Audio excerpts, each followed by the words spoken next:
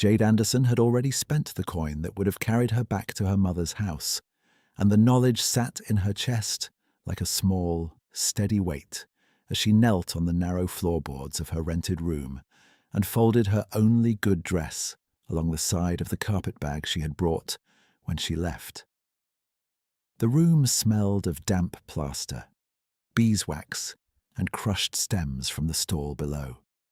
Through the thin boards she could hear crates being shifted in the alley, the cartwheels striking stone, the market waking into its usual hunger. She placed her ledger, wrapped in plain linen, beneath the pillow before she rose.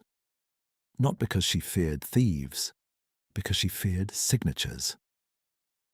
By 5:30, she was in Covent Garden with chilled fingers and a basket hook over her arm, bidding against men who talked over her and women who pretended not to see her until she named a price they could not ignore. White stock in one crate, late roses in another, rosemary tied in brittle bundles that released scent when the twine bit her palm. She bought sparingly, calculating rent, coal, ribbon, and the fixed percentage promised away under her own name. A quarter of every week's earnings moved from her till to Lenora Anderson's hand, and the law acknowledged it, because Jade had once signed in a sick room where her father's breathing had gone thin and wet and frightened everyone into obedience. Mrs. Anderson had placed the paper on the blanket and said it was temporary. Temporary had lasted 11 months. When the bells struck 8, she had opened the stall shutters, swept yesterday's leaves into a sack, and set out the first bunches in chipped pails. The stall was not pretty. It was narrow and draughty, with warped shelving and one cracked pane mended by wire. It was hers only in the way a borrowed coat was yours while you wore it. She worked quickly, cutting stems on an angle, turning the bruised heads to the back, lifting the best blooms into sight. Her hands moved without waste. Her left thumb split again at the base when a thorn caught, and she wrapped the cut in linen without looking up. Customers came in clusters, a maid sent for kitchen herbs, a footman who wanted lilies but not at that price, a young wife who touched every rose and bought none. Jade answered each request with the same calm economy, marked each sale in pencil, and kept one column clean for the transfer due before dusk. Her mother preferred to collect in person. Mrs. Anderson said this was prudence. Jade understood it as inspection. Shortly after noon, a carriage stopped at the curb, lacquered black, crest hidden beneath road dust. Lenora Anderson descended without haste, one gloved hand on the rail, as if she were stepping into a drawing room that had been prepared for her comfort.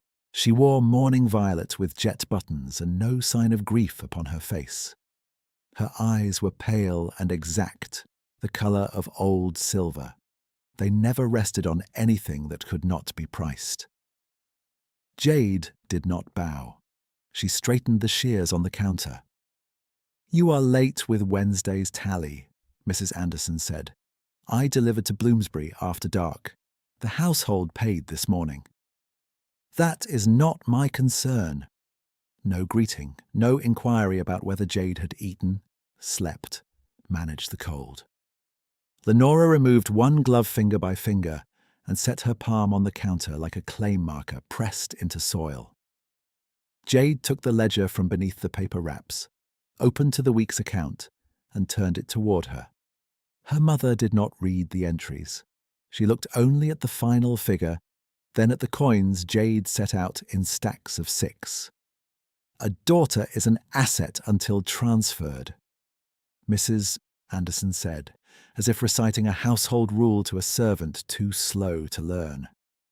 "You will return by Michaelmas if this experiment fails." The words landed with familiar precision. Jade felt the old instinct to explain rise and die before it reached her mouth. She had learned that argument fed Lenora's appetite. Silence starved it. Customers shifted around them, pretending not to listen while listening to every syllable. The flower stall had no walls thick enough for privacy. A fishmonger across the lane slowed his knife. Two apprentices at the hat shop stood still with hat boxes in their arms, waiting for scandal with the patient interest of men at a clock. Mrs. Anderson produced a folded packet from her reticule and placed it beside the coin stacks. You will also review this settlement. Jade did not touch it. A gentleman of means has offered a practical arrangement. Your debt is absorbed. The stall and license pass to him upon marriage. You are provided for. Who is he? An investor. That is not a name. It is sufficient. The market noise seemed to thin for one suspended beat, as if all the carts had rolled farther away. Jade looked at the packet, then at her mother's hand resting near it. Lenora's nails were perfectly shaped, pale as shells. Jade's own bandage had already soaked through at the edge from the morning cut. She held herself still and watched a drop darken the linen. I will consider lawful terms, Jade said, not blind terms. Mrs. Anderson gave a faint, tired exhale that carried more contempt than anger. You confuse stubbornness with principle. Your father indulged that weakness. I do not. At the mention of him, an image flashed unbidden. Her father propped against pillows, trying to smile as Lenora guided his hand toward papers he could not focus on. Jade had stood at the foot of the bed with ink on her sleeve and panic under her ribs, believing duty required agreement. She had signed because refusal felt like betrayal while he was still warm. Later, when the doctor had gone and the candles burned down, Lenora had taken the papers to her desk and locked them away without a word. Mrs. Anderson tapped the packet once. You will marry where I place you. Jade met her eyes. No. The single syllable did not rise in volume. It did not need to. It sat between them like a clean blade laid flat on wood. Lenora's expression did not alter. Then you will default. The contract permits seizure. Of what? Inventory, fixtures, trade right, if necessary, residence. There it was, the structure stripped to frame. Not concern, not correction. Ownership. Jade felt her pulse in the torn skin of her hand and kept her shoulders level. She did not ask for mercy. Mercy implied relationship. I have paid every due amount, she said. You have paid what I permitted you to keep. A woman at the far end of the stall reached for marigolds and then withdrew, embarrassed to be present. Jade wrapped rosemary for her anyway and passed it over with steady fingers. The woman left coin, eyes lowered, and hurried away. Mrs. Anderson resumed her glove, smoothing each fingertip as if concluding business in a solicitor's office. I shall return Friday before evening prayers for the next transfer and your signature. I have heard you. Have you obeyed me? Jade lifted the packet and set it beneath the counter. Not with care, not with dramatics, simply out of sight. I have heard you. For the first time, Lenora's gaze sharpened, a small, bright edge of irritation at being refused the expected script. She leaned closer, and her perfume, dry and expensive, cut through rosemary and damp leaves. Do not mistake your stall for freedom, Jade. You are trading in petals while men with title buy streets. You cannot outlast arithmetic. She stepped back before Jade could answer, though there was nothing to answer to that. She signaled her driver with 2 fingers, accepted the coin purse Jade had already filled, and left, without looking once, at the flowers. The carriage wheels turned and the market breathed again. Jade stood very still until the black lacquer disappeared around the corner. Then she took the packet from beneath the counter, carried it to the brazier behind the pails, and held one corner over the coals. The wax seal blistered and released a bitter smell. She watched flame take the first line of legal script, then smothered it against the iron rim before the whole sheet could catch. Burning it would not erase debt. It would only waste evidence. She folded the scorched paper, slipped it into her ledger, and returned to the front. By the second Friday after she left the townhouse, she had learned to recognize the sound of his approach before she saw him. Measured steps, no hurry, boots that had been repaired rather than replaced. At 4 precisely, a man in a dark plain coat stopped at her stall as he had done each week since she opened, hat brim low, gloves worn but clean. He did not glance at price tags, did not ask for novelty, and never sent a servant. His eyes were grey, steady, and unreadable in the way of men trained never to offer a room more of themselves than necessary. "Good afternoon, Miss Anderson," he said. His voice held neither condescension nor familiarity. He addressed her as if her name were sufficient title. "Good afternoon, sir." "The same, if you please. White stock, winter roses, rosemary, flowers that endure wind." Jade selected the stems herself. She chose tighter buds this time. Less immediate beauty, more chance of lasting through weather. When she tied the twine, her split thumb opened again, and a thin line of red traced her knuckle. She turned her hand away out of habit. He set exact coin on the counter and waited until she looked up. "You should bind that cut more tightly. It will close. Not if you continue working in cold water. There is no warm water at this hour." A pause, then the faintest shift at the corner of his mouth. Not quite a smile. More a recognition of fact accepted without complaint. "Then keep your hand dry when you can." He took the bundle with care that suggested long practice, not sentimentality, and inclined his head once before he left. No lingering, no invitation, no unnecessary words. Jade watched him join the flow of the street and turn toward the square beyond St. James's, where the wind ran hardest between stone walls.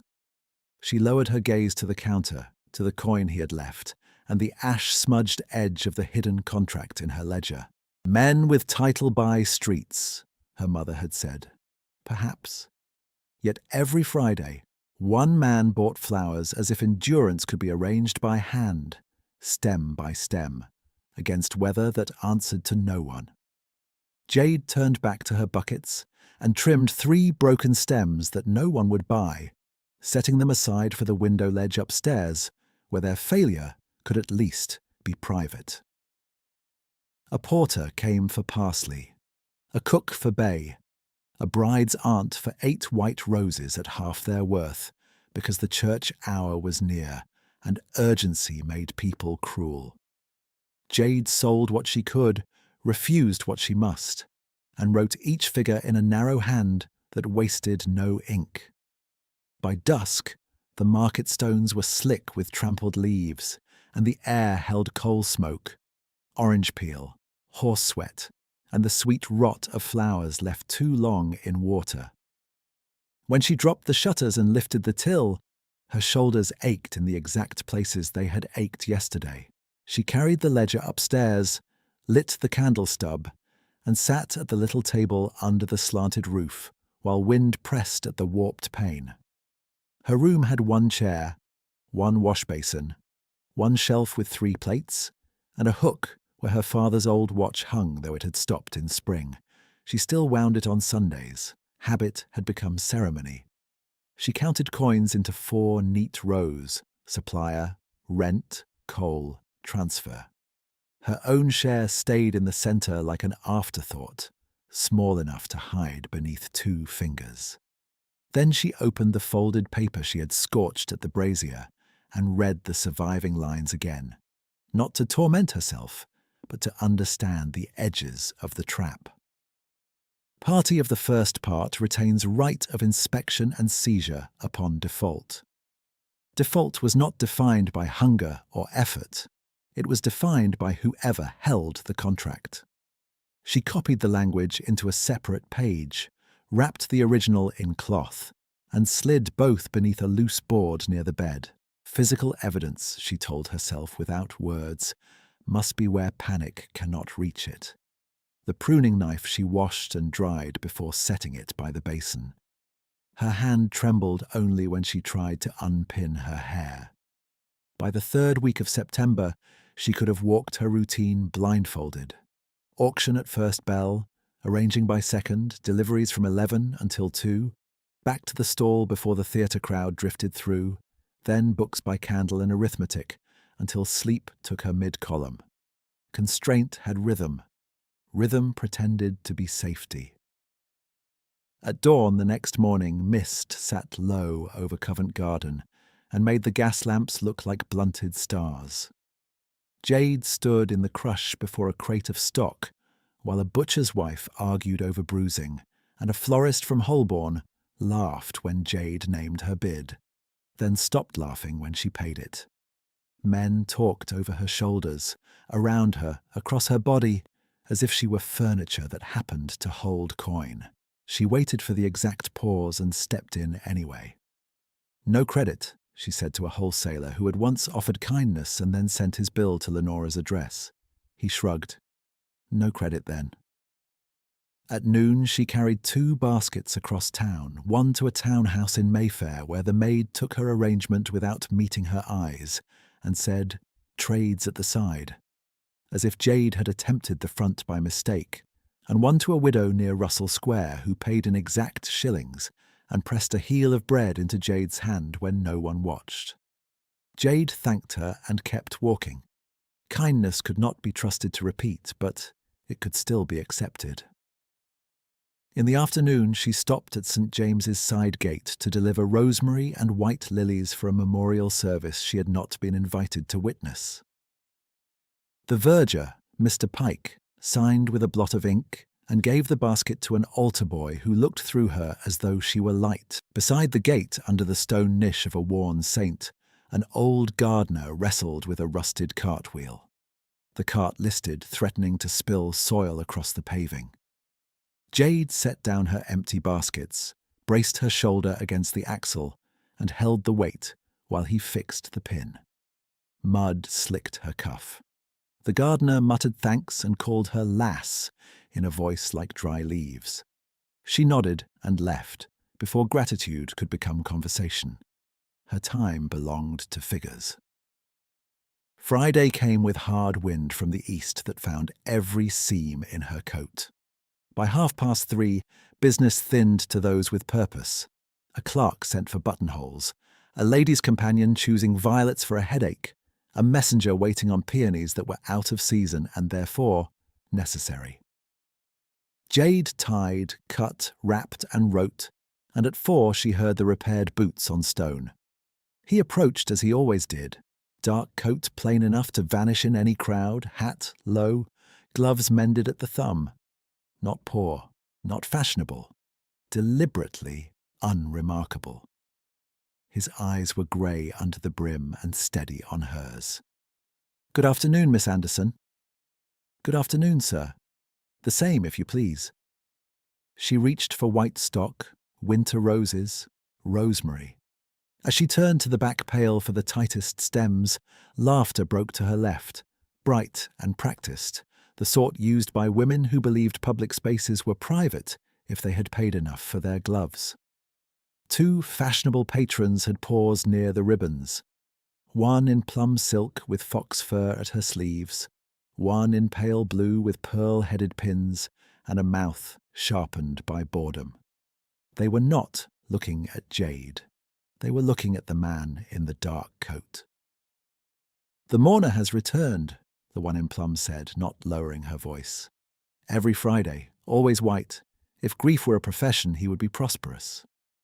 Her companion smiled. Perhaps he rents sorrow by the hour. Jade kept trimming. The shears clicked once, twice. The man did not turn toward them, and his face did not alter, yet something in the line of his shoulders tightened and then stilled. The woman in blue lifted a rose by its petals and dropped it back into the bucket. "Do you keep him on account, Miss Anderson? Or does melancholy pay in coin?" Jade looked up. "He pays in full." The answer was plain enough to be mistaken for courtesy. The woman in plum gave a small laugh that asked for alliance and received none. She selected 3 camellias she did not inspect, overpaid by accident or contempt, and left with her friend in a rustle of silk and perfume, still speaking loudly about charity balls and tiresome men. Jade turned back to the arrangement. Her fingers moved with their own memory, binding stems with twine, balancing weight so the bouquet would not strain one side in wind. At the edge of the pail sat a single sprig of myrtle she had set aside for a wedding order that had been cancelled when the groom failed to arrive sober. Myrtle meant lasting affection. Most customers liked symbols only when they already possessed what symbols promised. She hesitated for one breath, then slid the sprig into the centre, green against white. He noticed at once. His gaze shifted to the added stem, then returned to her face. "I did not request myrtle." "No charge," she said. "It holds well." For a moment she thought he would remove it. Instead he took the bouquet, fingers careful not to crush the rosemary tips, and placed the exact coin on the counter, plus 1 extra shilling. "I did not request discount either, Miss Anderson." She pushed the extra coin back. "Then we are even." The corner of his mouth moved, nearly a smile, gone before it settled. "As you wish." He inclined his head and left. Jade watched him join the stream of cabs and carts moving towards St. James's Square. She told herself to return to the ledger, to the marigold order due by 6, to numbers that could be held and measured. Instead, she wiped her hands, pulled down the shutter halfway, and asked Mrs. Keene from the ribbon stall to mind her buckets for 10 minutes. 10? Mrs. Keene raised one brow. 15 if traffic is poor. The older woman snorted. "You're becoming reckless." Jade was already in the lane. She followed at a distance that would have looked like coincidence to anyone but herself, keeping to the opposite pavement as he crossed the square and passed the church, where evening bells had not yet begun. He did not go to any house entrance. He did not turn toward the clubs where gentlemen disappeared into leather and smoke. He continued along the iron railings to the cemetery gate and gave the keeper a nod that opened it without question. Jade slowed. The cemetery lay behind high walls streaked with moss, its paths edged by yew and late asters gone mostly brown. Names rose from stone in ordered ranks, each marker a final declaration of family, title, sorrow, expense. She stepped through after a funeral carriage had been admitted, keeping her eyes down until the keeper looked away. He walked with the same measured pace he used in the market, no performance in it, no dramatic pause. At the far end of the East Walk, he stopped before a clean white headstone set beneath a yew whose roots had begun to lift the surrounding earth. Jade could not see his face from where she stood behind an angel monument with one broken wing, but she saw him remove his hat and hold it against his chest. Wind moved through the yew branches with a low, steady sound. She edged closer, one step, then another, enough to read the inscription carved in disciplined letters. Lady Eleanor Hale, beloved wife, 1798 to 1824. The roses in his hand were hers. The myrtle was hers. He lowered them to the base of the stone and set the stems in a brass vase already lined with wet sand against the weather, as if this ritual had been practiced until every motion found its place. He stood bareheaded for a long minute and said nothing she could hear. Jade felt heat climb into her face despite the cold. The women at the stall, their laughter, her own interference, his silence. Each piece settled into a shape she had not meant to touch. Professional mourner, they had said. No. Widower. She stepped back before gravel could betray her, retreating along the path until the angel monument hid him again. At the gate, she paused once and looked over her shoulder. He had not moved. Grey coat against dark yew, white flowers against stone. When she reached the market, Mrs. Keene was tying ribbon around a hat box and pretending not to have waited. Jade thanked her, raised the shutter fully, and returned to work with petals cold against her fingertips and the smell of rosemary still in her sleeves. What Jade did not know, what no one in that square knew, was that the man who bought flowers every Friday under a plain name had authority over half the leases surrounding her stall, and he had just received her unasked kindness like a verdict. Jade stood behind her counter until the evening lamps were lit and the market's sharp edges softened into shadow. Then she finished the last order in silence and tied it with twine she had already measured twice. Her fingers moved correctly. Her thoughts did not. Lady Eleanor Hale, beloved wife. The letters had been cut with expensive restraint, and she had seen enough memorial stones in churchyards to know when a family purchased grief and when grief had purchased itself. A boy from Drury Lane came panting for late violets, and she sold him what remained. Mrs. Keene called good night and pulled down her own shutter. A porter asked if Jade had spare rosemary for soup. She handed him the bruised stems without charge and took his copper anyway when he insisted. Ordinary motions, ordinary sums. By the time she carried the till upstairs, the candle grease on her fingers had cooled to waxy ridges. She opened the ledger to Friday's page, entered each figure in its column, and then, beneath the final line, wrote one private note in small script she would not have shown a magistrate or a priest. White stock, winter rose, rosemary, myrtle, grave, East Walk, Lady Eleanor Hale. She closed the book at once and slid it under the loose board near her bed, where she had hidden the scorched settlement. Evidence belonged near evidence, even when she did not yet know what any of it would be used for. In the mirror shard above the basin, her face looked older than 24 in the wavering light. Not older from years, older from arithmetic. She unwrapped the linen from her thumb, washed the cut, and bound it again with the clean strip she had saved for Sunday. Then she lay down fully dressed, boots on the floor within reach, because she had learned that comfort was best treated as a guest and not a tenant. By the next afternoon, Covent Garden had recovered its appetite for spectacle. 2 ladies requested peonies in October, as if seasons could be corrected by argument. A clerk demanded discount on lilies because his employer hosted clergymen. A groom from Bedford House brought a list, written by someone who had never purchased flowers and expected impossible quantities for moderate coin. Jade crossed out 3 items, marked alternatives, and sent him back, with terms he could either carry or refuse. At 4, she heard repaired boots on stone. He stopped where he always stopped, at the left edge of the counter where the wood was smooth from years of elbows, and removed one glove before reaching for his purse. Grey eyes, level and unreadable, settled briefly on her bandaged hand. "Good afternoon, Miss Anderson." "Good afternoon, sir." "The same, if you please." She turned to select the stems. A thorn caught her index finger through the linen wrapping and sliced cleanly enough that she felt pressure first and pain second. She did not hiss or draw back.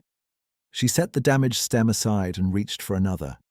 When she returned, bouquet balanced and tied, he had placed the exact coin on the counter and, beside it, a small brown glass jar sealed with wax. Jade looked at it, then at him. "You should not bleed for strangers, Miss Anderson," he said. The sentence was formal. The tone was not. She touched the jar without lifting it. Apothecary label, plain hand, comfrey and beeswax. Useful. Not expensive enough to humiliate. "Flowers do not open by politeness," she answered. His mouth shifted. He smiled only a fraction, but even that slight movement altered him, the severe lines of his face easing into something younger and unexpectedly unguarded. It vanished almost immediately, as if he had remembered himself. "I was not offering politeness," he said. She placed the bouquet in his hands. Then I thank you for practical medicine. He inclined his head. Practicality is underrated. No one around them seemed to notice. The fishmonger shouted prices. A cart rattled past with caged hens. Mrs. Keene argued over ribbon width with an actress who wanted narrow trim for broad sleeves. The moment sat between Jade and the man in the dark coat, as if it had happened inside a room with a door. He took his bundle and moved away, coat collar lifted against the wind. Jade set the jar beneath the counter, not hidden, not displayed, and went on trimming stock until the bell at St. Paul's struck the quarter hour, and her pulse had steadied. 3 days later, she passed St. James's side gate with a delivery basket on her arm, and saw him again where she did not expect him. Sleeves rolled to the forearm, coat discarded over the churchyard rail, one shoulder braced under the lip of the old gardener's listing cart. The wheel had jammed in a rut. The gardener, cap askew, hands shaking with age, pushed from behind while muttering apologies no one had asked for. The man in the dark waistcoat adjusted the axle, tested the weight, and nodded once. Now Mr. Ellis. Together. The title landed oddly in Jade's ear. Most gentlemen of standing ignored labourers by refusing to name them at all. They pushed. The cart rose clear. Soil stayed where it belonged. Mr. Ellis laughed once, brief and surprised, then bent to retrieve a dropped trowel. Jade paused by the gate with her basket and considered walking through, unseen. The man looked up first. "Miss Anderson," he said, as though finding her at a churchyard entrance in midday were the least remarkable event of his week. "Sir." He wiped his hand on a cloth and reached for his coat. Even in shirt sleeves he carried himself like someone accustomed to command and to being obeyed quickly. Yet the palms she glimpsed as he pulled on the glove were roughened by work, with old pale scars crossing the base of his thumb and wrist, in straight lines no kitchen knife could have made. "Delivery," he asked. "Rosemary for the vestry, white lilies for Tuesday memorial." He stepped aside from the gate and held it open, a gesture simple enough to be courtesy and measured enough to be habit. "After you." Inside, Mr. Pike the verger signed her chit and stamped it without reading. When she turned back toward the lane, the man had already lifted Mr. Ellis's sack of loam onto the cart and tightened the rope with practiced efficiency. Not theatrical helpfulness. Competence. Jade walked on without comment. Privacy was the only dignity she could still afford, and she had no intention of spending his on curiosity. By the second week of October, his Friday purchases had become a fixed point around which her day arranged itself, not by decision, but by repetition. At 4 she prepared white stock, winter rose, rosemary, and one stem she chose according to weather. Yew in high wind, ivy when rain threatened, laurel when frost sharpened. He never requested the addition. He never declined it. He paid in exact coin and accepted the wrapped stems with both hands. On the Friday after the churchyard cart, she found him waiting while 2 junior clerks in striped scarves argued over funeral wreath rates nearby. One clerk laughed and said, loudly enough for half the lane, "A man can court death cheaply if he buys from stalls." The other snorted. Jade did not look toward them. Neither did the man. She set his bouquet down and named the price. He counted coin into her palm, then said, "Your right-hand bucket leaks." Jade glanced down. Water had darkened the plank under the pail, a steady drip she had not noticed while serving customers. "I will patch it tonight," she said. "It will split by Monday if you wait." He looked to the back wall where broken crate slats were stacked for kindling. "You have pine strips. Cross-brace the seam and seal with pitch." "You seem very informed on flower buckets." He met her gaze. "On maintenance." The answer carried no apology, no invitation for further questions. She gave one nod. "Then I accept the instruction." When he left, she did as he had said. The patch held. A week later, Rain drove shoppers under awnings and made the market stones shine like black glass. Jade spent the morning delivering funeral sprays and the afternoon drying stems by the brazier, while damp climbed the hems of her skirt. Near 3, a footman in livery she did not recognize arrived breathless with a card embossed only with an address on Hanover Square and the instruction that a standing arrangement be sent at once to a private library. "Not the front hall," the footman said. "The library directly." "Payment on delivery," Jade replied. "Of course." Hanover Square houses had a way of teaching a person where she stood before anyone spoke. Marble steps, polished knockers, windows larger than her room. Jade entered through the service passage with her crate balanced on hip and shoulder, gave her name to a butler with silver at his temples, and waited for the expected delay that placed tradespeople in their proper rank. The butler looked at the card, then at her arrangement, then stepped aside immediately. "This way, Miss Anderson." No one asked her to leave the crate at the door. No one took it from her hands as if she might break something costly by touching air. The library smelled of leather, dust, and rain-damp wool. Tall windows faced the square. Shelves climbed to a painted ceiling. At the centre table, bent over estate maps and rent rolls, stood the same man in the plain dark coat, hat set aside, gloves folded with geometric precision near his wrist. 2 stewards and the butler stood opposite him. One held a ledger open, the other held his tongue. Jade stopped at the threshold. He looked up, and whatever had sharpened his expression as he read, softened by a degree she might have imagined. "Miss Anderson," he said. "Sir, your arrangement." "Place it by the west window, if you please." She crossed the carpet and set the flowers where he indicated. Behind her, one steward cleared his throat and tried again with the sentence she had interrupted. "If tenant 14 cannot pay by quarter day, sir, we may remove his family to the lower cottages and reassign—" "No," the man said, quiet and final. "His wife has been ill since June. Extend by 6 weeks. Deduct from my personal account. Not estate maintenance." The steward blinked. "Sir, that is not customary."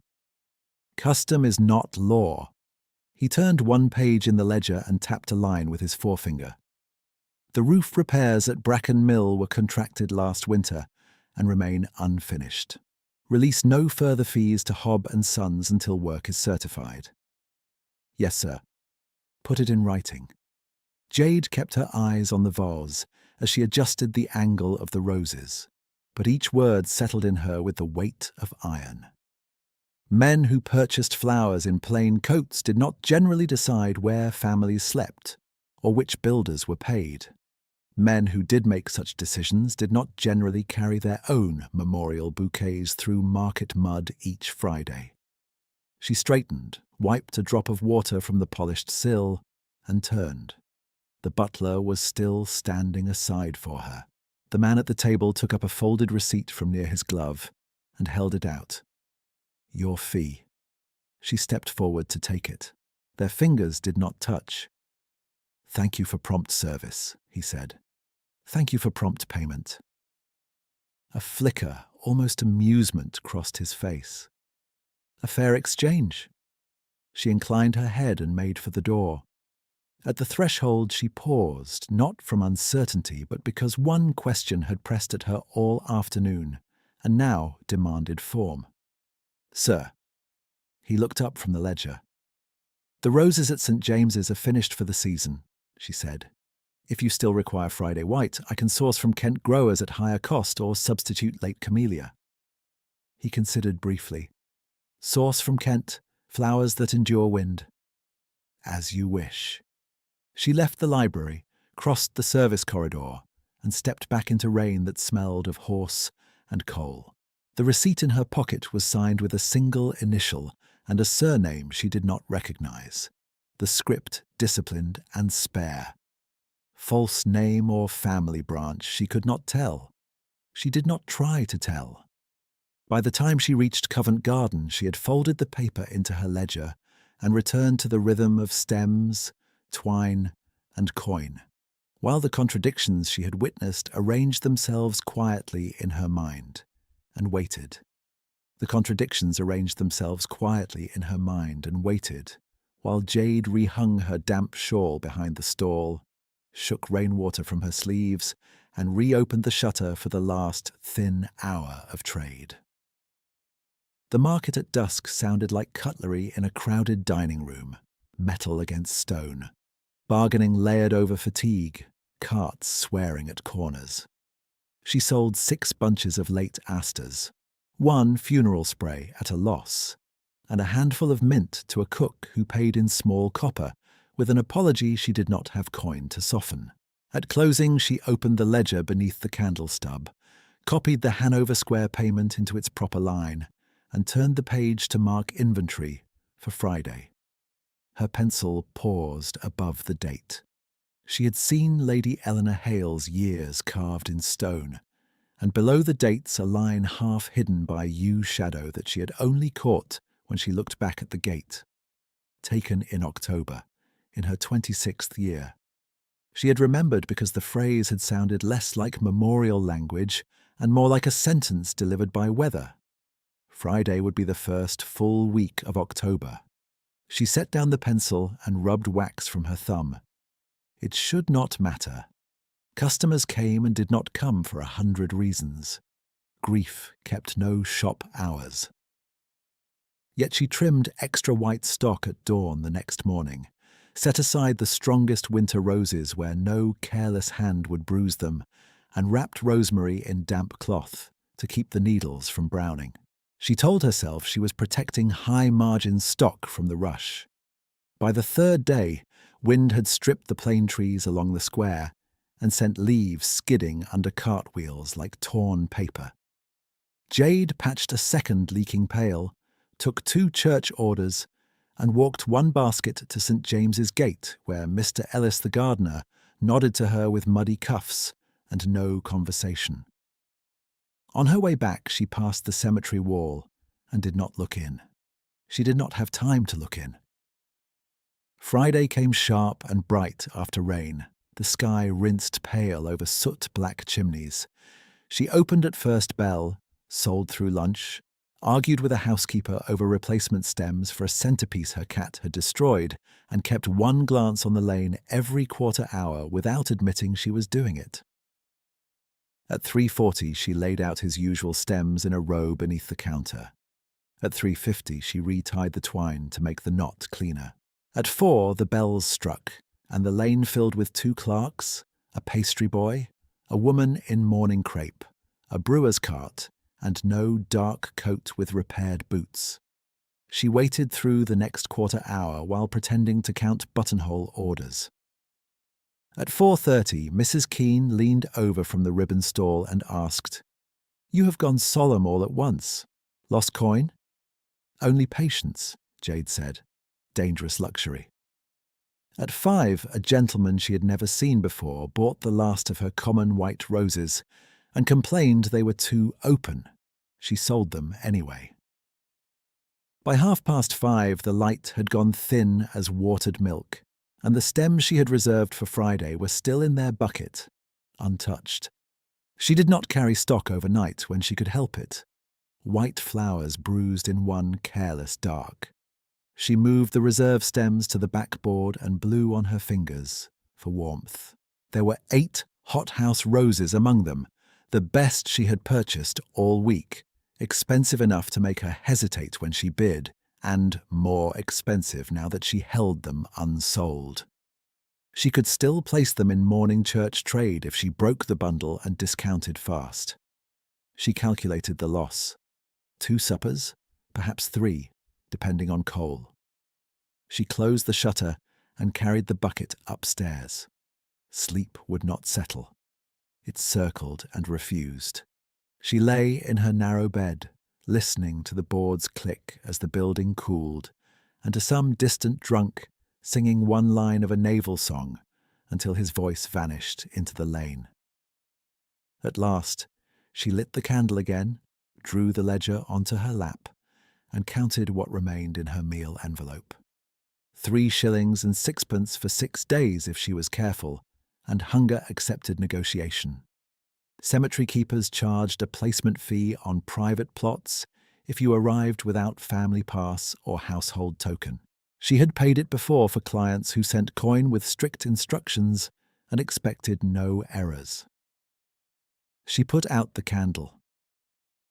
In the dark, she made the decision as cleanly as she had made the one that carried her from Lenora's townhouse with a single bag.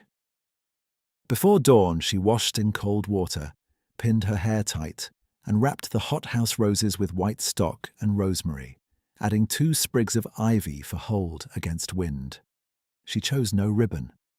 Ribbons belonged to display. She used wire and plain twine, practical and discreet. The bouquet was heavier than her usual Friday bundle and better balanced. The streets were still mostly empty, milk carts and bakers and men sweeping yesterday into the gutter. Her stomach ached with the small, hollow burn of going out without tea. She walked faster. At the cemetery gate, the keeper sat in the lodge with his ledger open and spectacles low on his nose, writing by lamp while daylight gathered behind him. "Placement?" he asked without looking up. "Yes," Jade said, setting the wrapped stems on the counter edge. "Eastwalk, Lady Eleanor Hale." His pen paused. He looked at her over the spectacles, then at the flowers, then back to the page. "Family? No. Household? No." He tapped the fee line with one inked finger. "£2." Jade opened the meal envelope in her pocket and counted out coin into his palm.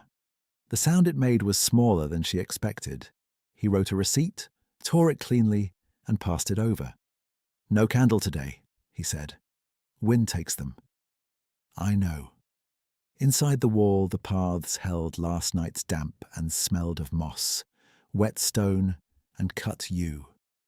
She walked quickly, not from fear, but from reluctance to make a ceremony of what was only delivery without invoice.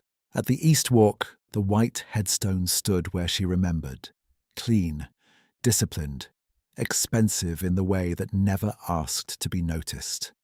The brass vase at its base had cracked along one seam. She saw it at once because the split had opened enough that yesterday's sand had spilled onto the plinth. She set down the bouquet and touched the brass edge. Loose. A hard wind could tip the entire thing and shatter stems by noon. From the basket at her arm, she took the coil of florist's wire she carried for emergency stems, cut 2 lengths with her shears, and wrapped the vase seam in tight loops, crossing under the lip and drawing the metal back into shape. Her fingers numbed in the cold. The wire bit through skin at the side of her index finger where the linen had thinned. She tightened one final twist with pliers until the brass held when she tested it. Then she filled the vase with the damp sand left in the bag beside the plinth, pushed the stems deep, and arranged them low, not in showy height, so the wind could pass over instead of through. White stock at centre, roses cupped around, rosemary threaded between for scent and memory, ivy hidden as brace. She worked in silence. When she finished, she stepped back and read the stone once more without moving her lips. Lady Eleanor Hale, beloved wife. "I did not know her," Jade said softly into the morning air, because saying nothing felt discourteous when she had touched another woman's grave with working hands. "But no one should come here empty." She stood one breath longer, then turned and walked back toward the gate, tucking the shears into her pocket before they could catch her skirt. She did not look behind her. She did not see the man in the yew walk 50 yards away, partly shadowed between trunks, hat in his gloved hands, his stillness so complete he might have been another carved figure set among the stones. She did not see him remain there after she passed out of sight, watching the wire she had set around the cracked vase and the way the stems were placed to survive weather. By the time the market opened, her meal envelope held £1 and 6. 3 days passed before Lenora Anderson returned, and the interval was long enough for Jade to convince herself she could absorb hunger, like any other operating cost if it kept one decision clean. She sold hard through Monday and Tuesday, took a wedding order from a seamstress with nervous eyes, and accepted no new credit. On Wednesday afternoon, while she stood behind the partition trimming damaged carnations for garlands, she heard her mother's carriage stop at the curb by the sound of iron-rimmed wheels and controlled haste. Lenora did not call Jade's name first. She never did when there were witnesses. A male voice came with her into the stall, nasal and overconfident, likely one of the suppliers who had learned to treat Jade's signature as provisional until Lenora confirmed it. Through the slat gap, Jade saw only cuffs and the edge of a dark sleeve. She stayed where she was, shears in hand, because stepping out too quickly would turn eavesdropping into performance, and she wanted facts unvarnished. Mr. Baines, the seed merchant from Holborn, spoke first.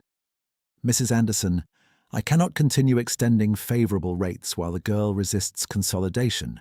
There are gentlemen prepared to take over the concession." Lenora's answer arrived in her usual level tone, boredom sharpened to an instrument. "The girl confuses sentiment with value. Once she signs, the license transfers and she may mourn whomever she pleases." Jade's grip tightened around the pruning knife until the handle edge pressed into her palm, and the knuckles went pale beneath cold skin. She felt the pressure first, then the pulse jumping in her wrist, then a spreading weakness in both knees that had nothing to do with fatigue. The sentence rearranged the room. Not caution, not protection. Transfer. She may mourn whomever she pleases. Grief treated as spare time after ownership had changed hands. Baines gave a short laugh. "And if she refuses again?" "She will not," Lenora said. "Default can be induced." The carnations in Jade's left hand slipped. Petals fell to the floorboards, red and white against damp wood. She set the knife down with deliberate care so its blade would not strike the bucket rim and announce her shaking.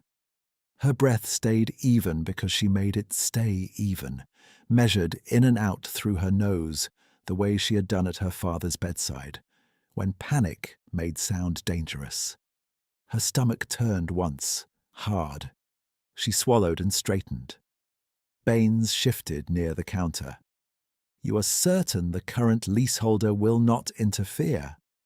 "I am certain of arithmetic," Lenora said. "Men who hold land do not involve themselves in flower girls' dramatics." A cart rumbled past outside. Someone called for oranges. Mrs. Keene laughed at a joke in the ribbon stall next door. The ordinary market sounds went on, indecently continuous, while Jade stood behind her own partition and understood that her mother had never meant to recover debt. Debt was only the leash. The goal had always been transfer of license, inventory, trade rights, location, name on paper. Jade herself was clause and conduit. Baines lowered his voice, but not enough. "Then Friday." "Friday," Lenora said. "I will collect the week's transfer and her signature." Footsteps turned toward the lane.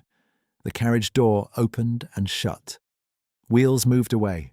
Jade remained where she was until the sound had thinned into traffic. Then she bent, picked up the fallen carnations one by one, and dropped them into the discard crate. Her fingers did not obey at first. She made them. She wiped the knife clean, set it back on the hook, and stepped out to the front counter with her face composed and her spine straight. Mrs. Keene looked over, took in the colour of Jade's mouth, and asked no questions. She only passed across half a heel of yesterday's bread, wrapped in paper, as if transferring ribbon samples. Jade accepted it with a nod. "Thank you." She did not eat it yet.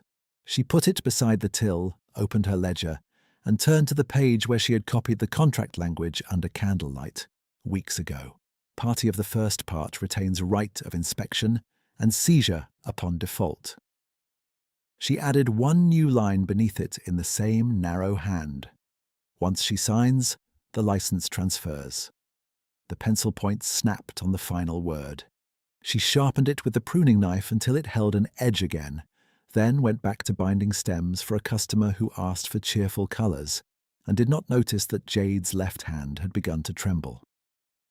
She sharpened the pencil to a clean point, entered the customer's order with a hand that steadied by force, and wrapped marigolds and yellow ribbon for a woman who wanted brightness without fragrance. The woman chatted about supper guests while Jade tied the knot, paid in silver, and left with a smile, meant for someone else's life. The stall fell quiet for half a minute. Jade set both palms on the counter and felt the wood grain press into skin still marked by wire cuts and thorns. Default can be induced. The words had the neatness of bookkeeping. She understood them now as instruction, not threat. She did not cry. Something harder than tears formed inside her, dense and level, a practical thing. She closed the ledger, slid it beneath the till, and finished the next 3 sales with perfect arithmetic. A messenger bought laurel, a maid bought parsley, a clerk bought 1 rose for an apology he intended to spend cheaply. Jade served each in turn, then lowered the shutter halfway while daylight still held. Mrs. Keene looked up from her ribbons, surprise passing quickly into attention. "You are early," Mrs. Keene said. "I'm closed." "For illness?" "For decision." The older woman studied her face, then gave one brief nod. "I can watch your front for 10 minutes. I may require longer." "I know." Jade counted the till in full view, separated supplier coin from rent coin, and wrote both amounts on a scrap in case anyone accused her of miscounting. She locked the drawer, pocketed the key, and took the ledger upstairs 2 steps at a time. In her room, she knelt by the loose board, lifted it, and drew out the cloth-wrapped packet. Scorched settlement, copied clauses, Friday entries, Hanover Square receipt with the disciplined initial, cemetery placement slip for Lady Eleanor's grave. She added her father's watch without winding it, 1 spare shift, stockings, the brown glass salve, and the half heel of bread Mrs. Keene had passed her. 1 carpet bag, the same weight as when she left Lenora's house, and heavier for what it meant now. When she came down, she placed the day's supplier and rent coin in 2 labelled envelopes and handed them to Mrs. Keene. "If Mr. Doyle from the coal yard calls, please give him this one," Jade said. "If Hobbs' runner comes, this one. If my mother arrives, tell her the transfer is suspended pending review." "Mrs." Keene lifted a brow. "Pending whose review?" "Any authority that still remembers law." "Do you have one in mind?" "Yes." Mrs. Keene tucked the envelopes beneath her ribbon box and reached across the gap between stalls to squeeze Jade's wrist once, firm as a seal. "Go then. I saw nothing and heard less." Jade took her bag, squared her shoulders and stepped into the lane before she could talk herself into 1 more hour of caution. The market noise rose behind her and thinned as she turned towards St. James's. Carts sprayed gutter water over her hem. Bells marked the quarter. She did not hurry in a panic. She walked at a pace she could sustain, breath measured, carpetbag striking her knee with each step like a metronome. By the time she reached the cemetery wall, the light had shifted from afternoon gold to a flatter grey that made stone look colder than it was. The gatekeeper in the lodge looked up as she entered, spectacles low and pen poised above his register. "Placement office is closed for new orders until morning," he said. "I am not here for placement." Jade set the carpetbag down by the chair and kept her voice formal. "I seek Mr. Hale, the gentleman who attends Lady Eleanor's grave on Fridays." The keeper's gaze moved to the bag, then back to her face. "Mr. Hale keeps accounts in the West Lodge on Wednesdays at this hour, if he chooses. State your business." "Employment, shelter, immediate." He held her stare for a long moment, then tapped his pen against the page once. Wait.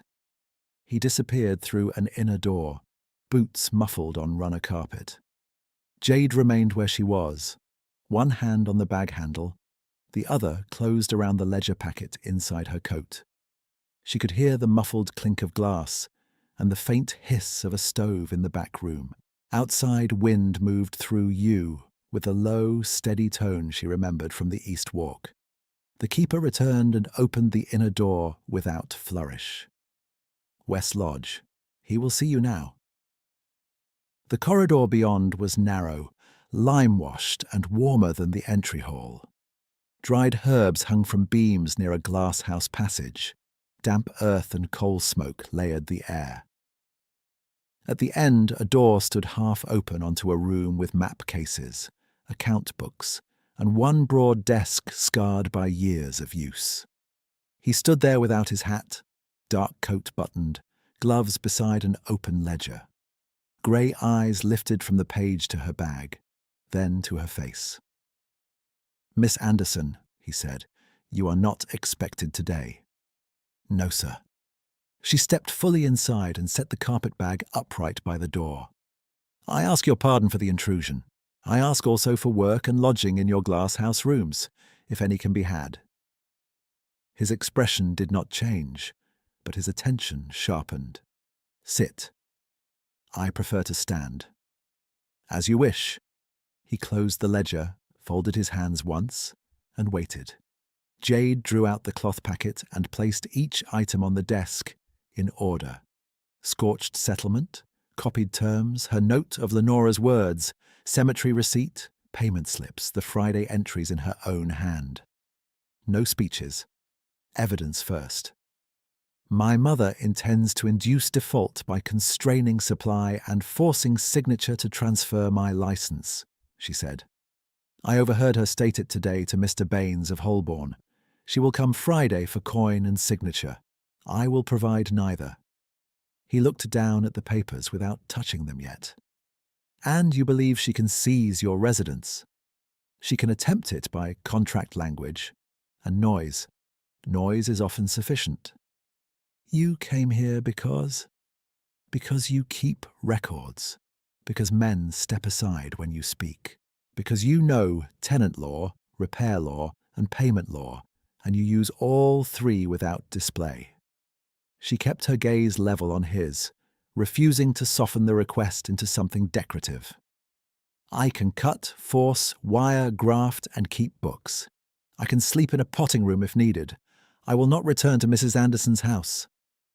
Silence held for 2 heartbeats. Then he moved, not abruptly, but with decision. He rose, crossed to the door, and shut it. The latch clicked.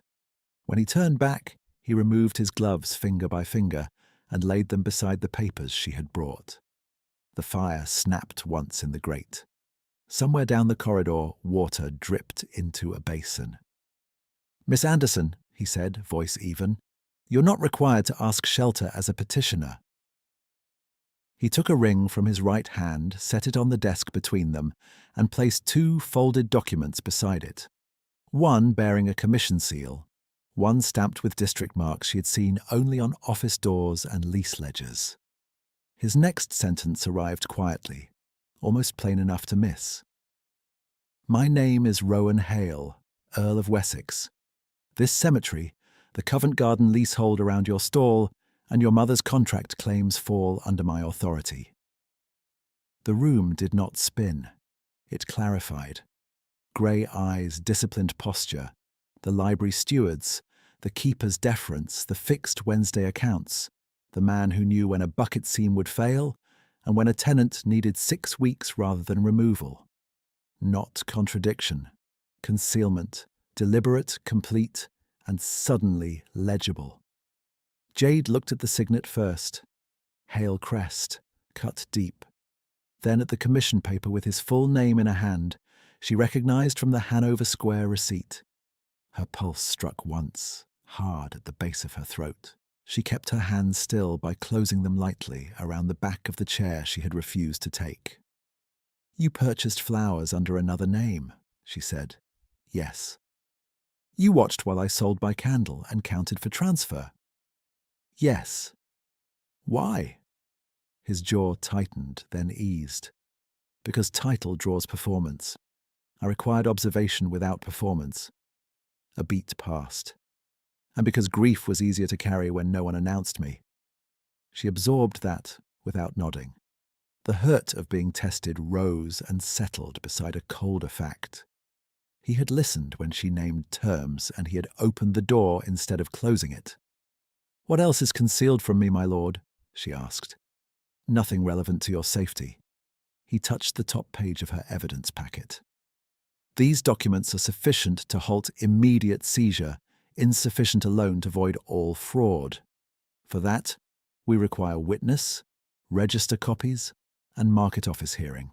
I can convene it within 48 hours. By Friday morning." A temporal line settled itself in her mind. By Thursday noon, her mother would believe the old arithmetic still held. By Friday noon, it would not. He gestured to the corridor. "You will have the glass house room tonight. Mrs. Finch keeps keys and linens. Your stall remains yours unless you instruct otherwise. If you wish it shuttered for safety, I will place a guard at the lane and inventory under seal." "I do not surrender trade," Jade said. A flicker crossed his face, almost approval. "I did not think you would." He reached for a blank card, wrote 3 swift lines, sealed it with wax from the desk candle, and handed it to her. "Give this to Mrs. Keene. It authorizes temporary custodial access to your till and stock in your absence and bars third-party collection without your signature and mine." Jade took the card. Their fingers brushed this time, brief and human, neither of them remarking on it. "I left coin for supplier and coal with Mrs. Keene," she said. "I brought only evidence and personal effects. Prudent. I am often called stubborn. Usually by those inconvenienced by prudence." It was the driest humour she had heard from him. It nearly startled a breath from her that might have become a laugh in any less dangerous hour. She set the response aside and asked the question that mattered. "If I remain under your roof tonight, will it be said I traded one owner for another?" His gaze held hers without flinching. "It will be said by people who prefer slander to records. Let them speak. The legal position will be explicit. Hired superintendent of floral stock and cemetery glasshouse operations. Wages paid weekly. Residence attached to post at your discretion. You may leave at any time." Not rescue, terms. She felt the tension in her shoulders release by 1 degree, enough to breathe fully for the first time since the partition conversation. She inclined her head. "Then I accept employment, Lord Wessex." His reply came with equal formality. "Welcome to Hale Gardens, Miss Anderson." He rang the small bell on the mantel. The keeper appeared. Behind him stood a compact woman in her 50s with iron-grey hair and capable hands, dusted with soil. "Mrs. Finch," Hale said. "This is Miss Anderson. Prepare the East Glasshouse room. She will have full work access at dawn." Mrs. Finch took Jade in with one efficient glance, bag to boots to face, and nodded. "Yes, my lord. Supper tray?"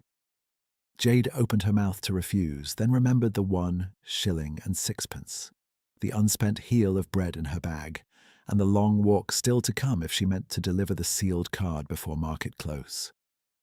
"Tea only," she said. Hale looked at her meal-thin hands and said, in the same measured voice he used for ledgers and law, "Tea and broth." Jade met his gaze. "Tea and broth, then."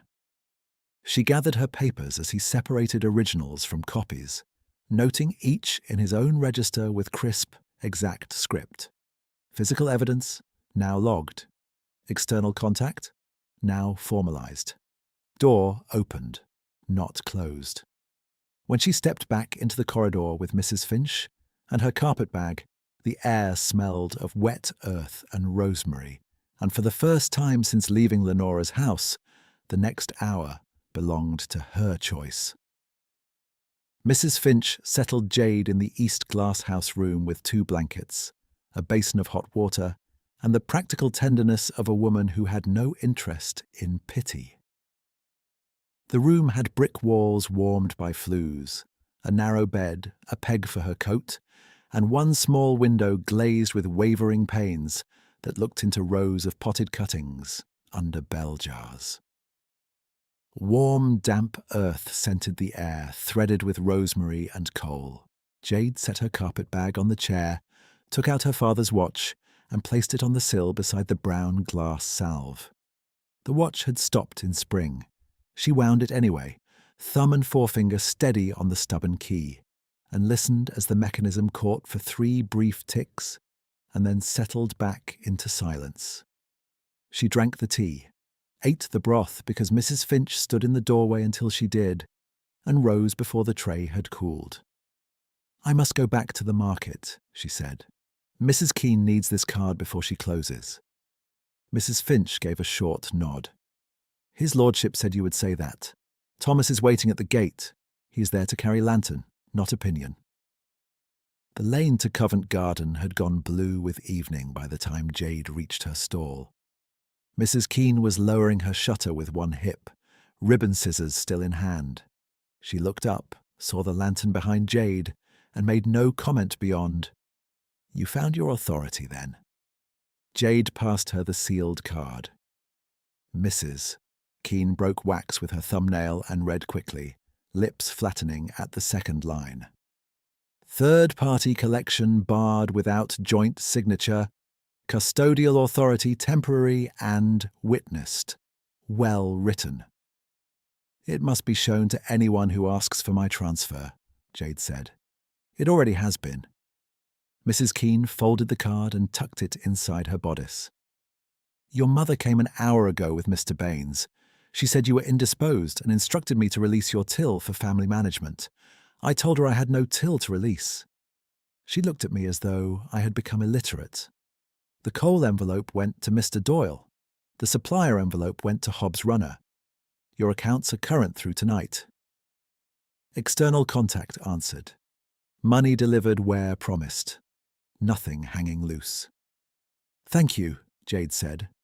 Mrs. Keene's eyes narrowed, not unkindly. "Do not thank me yet. She said she would have clerks by morning." "So will I." "Mrs." Keene's mouth twitched. "That, my dear, was the first reckless thing you have said in weeks." By 9 the next morning, the market office smelled of wet wool, ink, and old paper, and every bench was occupied by people who had once looked past Jade as if she were part of the wall.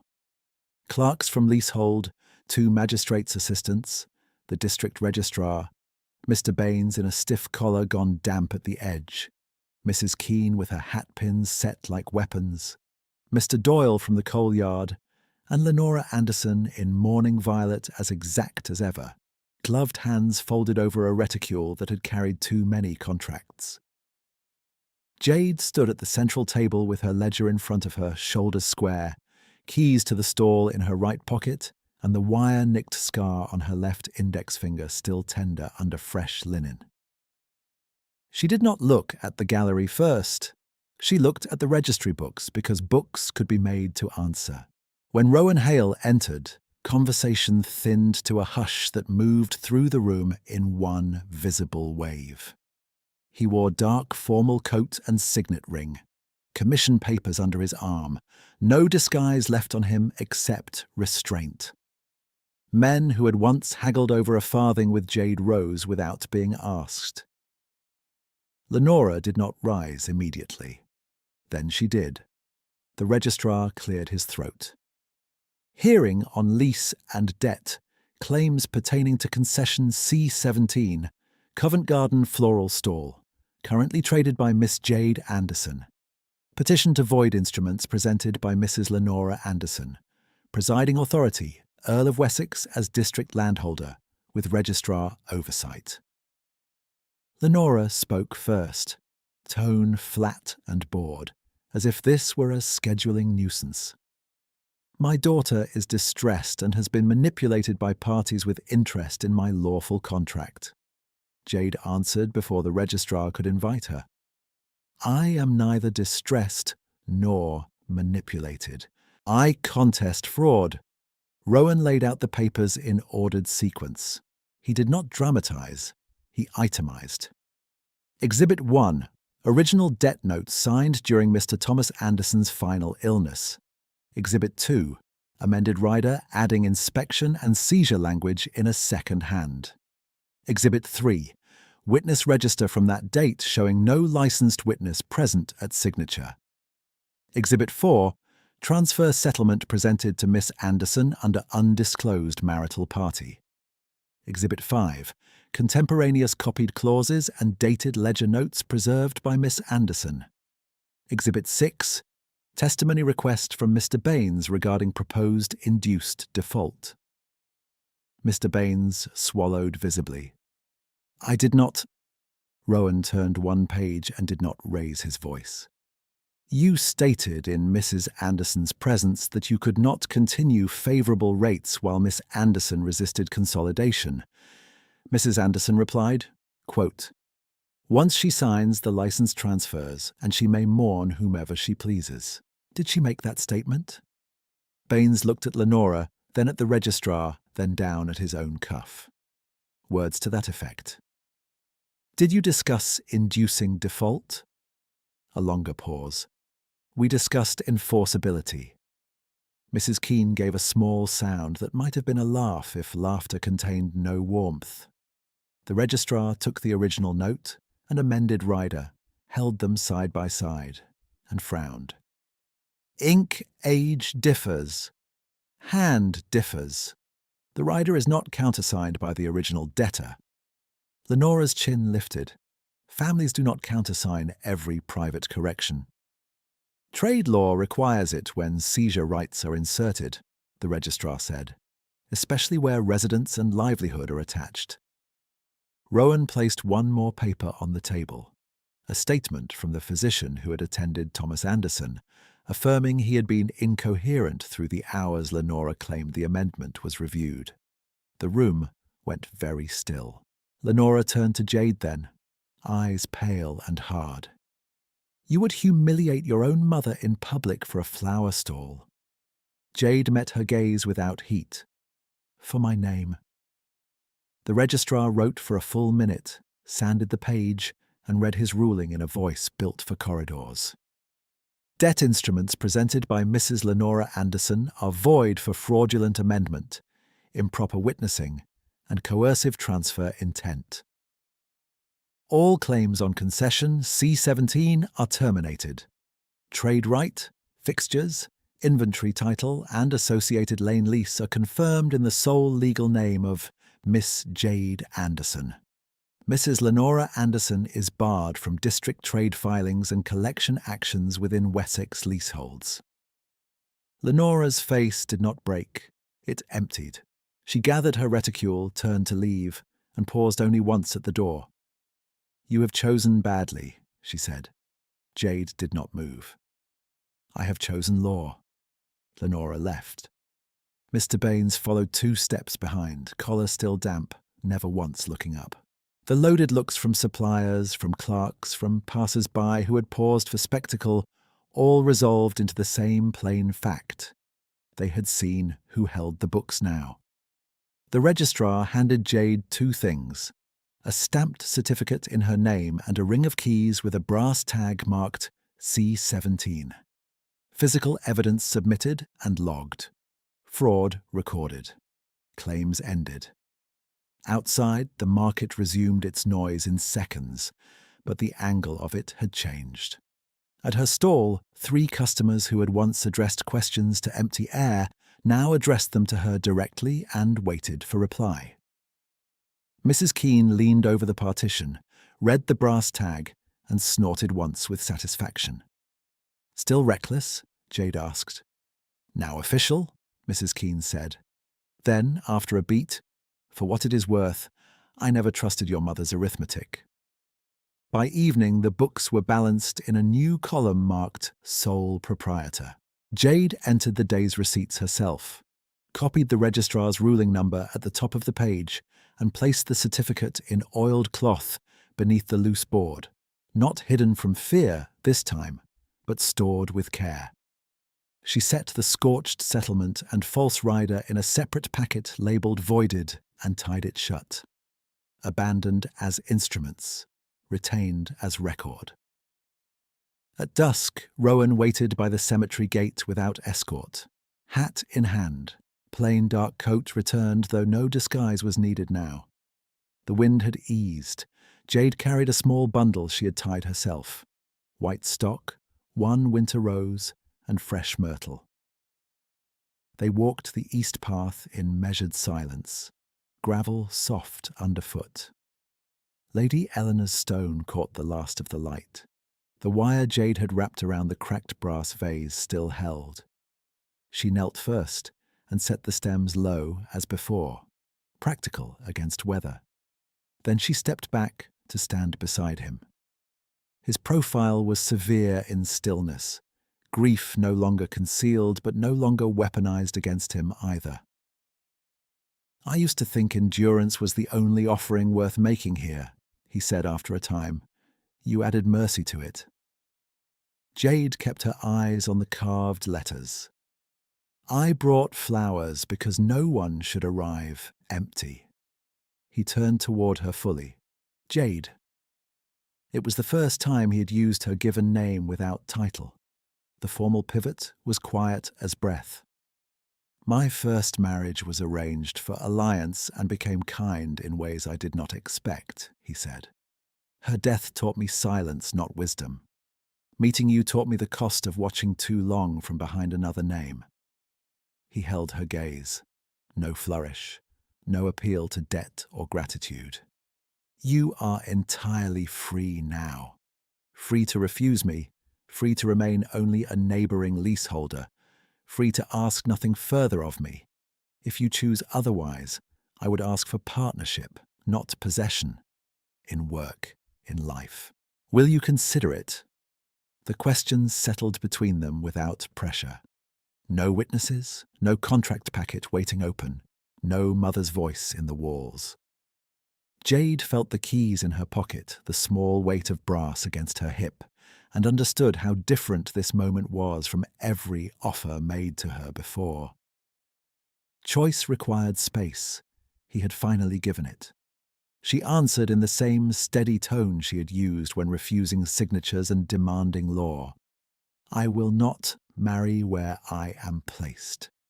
A flicker crossed his face, wary and then still. She continued, "I will stand where I choose. If I stand with you, it will be because I choose that also." His breath left him once, almost a laugh, almost relief. "Then choose when you are ready." "I have chosen," she said. He did not reach for her immediately. He simply bowed his head once, an acknowledgement between equals, and after a moment offered his arm. She took it.